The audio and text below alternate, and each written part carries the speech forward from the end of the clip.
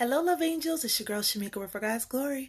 Welcome back to Testimony Tuesday, Testimony Tuesday, Testimony Tuesday, Testimony Tuesday. Hope you all are having a blessed day thus far. Feeling a little bit better from yesterday, for those who were wondering. And today's video is going to be pretty short, simple, to the point.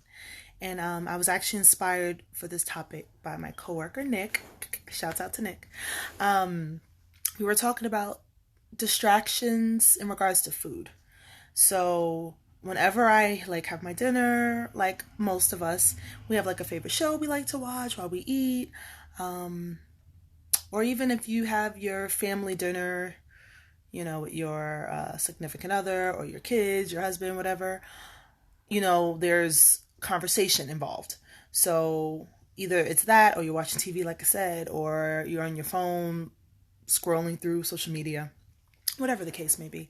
So he told me one day that he ate once with no sound, or he asked me, he was like, "Oh, have you just ever eaten in silence?" And I was like,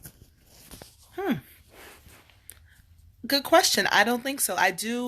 One thing my friends know about me is when I eat my dinner, I like to, no phones. I don't like to be one of those people on the phone while they eat. I like to have my show on, whether it's Bill Cosby or Living Single. I'm an old school kind of sitcom girl, so I look forward to that, coming home and watching those shows. So that's usually what I do. I come home and I watch my show, but, one day I was like, let me just eat in silence. And I have to say, it was nice. It was peaceful. It was a little awkward. I guess when you do things that you're not used to doing and jumping out of your comfort zone, you definitely can see a difference, because it felt like, even though I was enjoying the meal, it was like, okay, you have to turn your TV on or you'll be able to watch TV soon. Even when I started taking myself on me dates, actually, which used to be on Tuesdays. I have to get back into that. But when I would be out, I would always have my book, or I would FaceTime someone while I'm eating. Distraction. I won't just sit there and eat the meal. It's like you always need something. And I want you guys to write below if you agree, if you guys do this, or if there are some of you out there who actually do eat in silence. I actually want to make sure I do it more. You pay attention more to how many times you're chewing. Because, when you're watching TV or you're on the phone, you're just like, yeah, girl, man. Or you watching and you just, because a really good part, and you just chewing, and not even realizing how many times you're chewing. So I just want to encourage you all to do the same. And I'm encouraging myself to do it more often, because I have to say it was pretty nice. It also gave me time to be still, in the sense of hearing God better, which I wasn't really expecting so much. I kind of wondered if I would, but I guess if you silence out everything else, all distractions, you can hear clearly. I'm sure there are times when God's like, Shamika!